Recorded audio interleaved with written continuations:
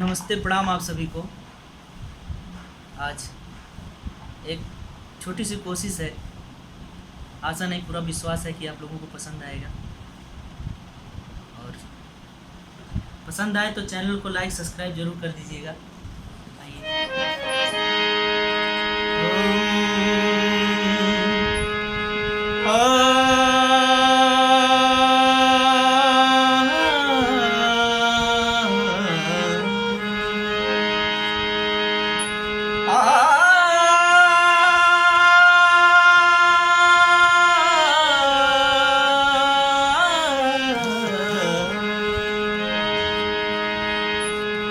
हमार होके हमार ना भइले, हमार होके हमार ना भइल, रात राते रह गइल भिनसार ना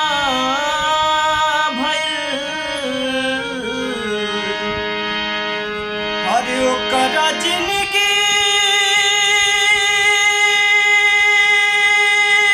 के का पूछले बहरू ए सखी,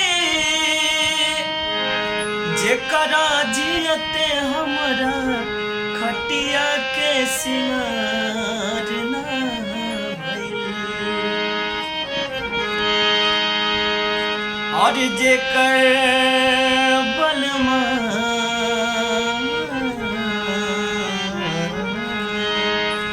जेकर पियावा बसेला परदेस रे सखी,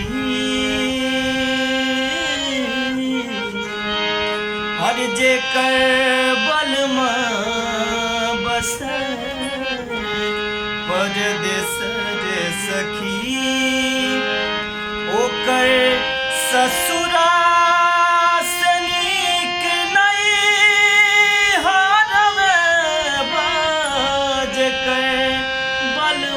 बसेला परदेस रे सखी, ओकर ससुरा से नीक नहीं हरवे जेकर बलमा बसेला परदेस रे सखी।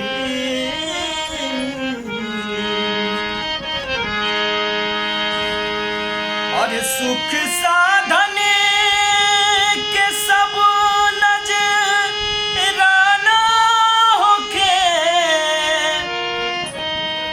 और रिद्धि सिद्धि से भरला खजाना होके, रिद्धि सिद्धि से भरला खजाना होके, सुख साधन के सब नजराना होके, रिद्धि सिद्धि से भरला खजाना होके, जेकरा घर में जवानी जुलुम कैलास, जौना घर में जवानी जुलुम कैलास, वो घरवा से नीक खड़ी हरावे जेकर बलमा बसेला परदेस रे सखी,